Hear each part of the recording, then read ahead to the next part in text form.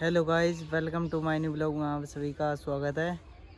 तो हम आज एग्ज़ाम देने के लिए नहीं गए हैं क्योंकि हमारे पापा जी की रात को तबीयत ख़राब हो गई थी और हमारी एग्ज़ाम आज सुबह 11:15 बजे से हमें एंटर होना था और हम नहीं जा पाए क्योंकि पापा जी की तबीयत ख़राब ज़्यादा हो गई थी, इसलिए हम सुबह नहीं जा पाए हैं। और जाने का कारण तबीयत ख़राब है और इसलिए हम पापा जी को दिखवाने के लिए डॉक्टर को बुलाने चले गए थे और रात को डॉक्टर को बुला कर फिर पापा जी को दिखवाया और फिर उसमें जो नली थी बाथरूम की उनमें इन्फेक्शन बता रहे थे, तो वो नली को चेंज करके दूसरी नली लगाई और जो बाथरूम में जो समस्या आ रही थी बाथरूम करने में, वो उसमें जलन हो रही थी, तो उसके कारण तो दवा लेकर आए थे और जो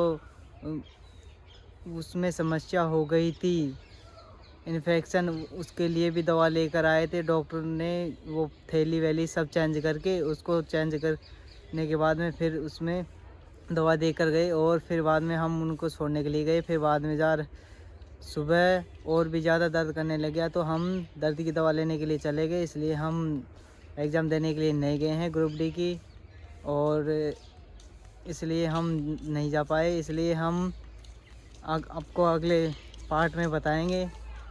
और फ़िलहाल पापा जी की तबीयत ख़राब, क्योंकि इस संसार में पिता से बढ़कर कुछ भी नहीं है, क्योंकि पिता का हाथ सर पे रहता है तो वो इंसान कुछ भी कर सकता है। इसलिए हम अपने पापा जी को कष्ट में नहीं देखना चाहते। एग्ज़ाम तो हम कभी भी दे सकते हैं, अब नहीं तो अगली साल दे लेंगे, पर पिता से बढ़कर कुछ नहीं है, क्योंकि पिता की सेवा अगर हम करेंगे तो हमें भी अपने बच्चे हमारी सेवा करेंगे, क्योंकि हम जैसा करेंगे वैसा ही हमारे बच्चे हमें उसी रिपीट में वापस करेंगे।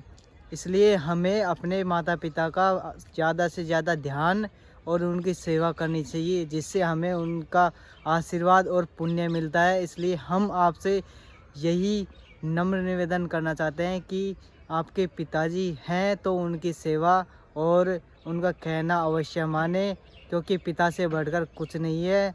इसलिए ज़्यादा से ज़्यादा जो माता पिता अपने बच्चों के बारे में सोचते हैं वो हमेशा अच्छा ही सोचते हैं, इसलिए माता पिता का कहना भी मानो और उनकी सेवा भी करो।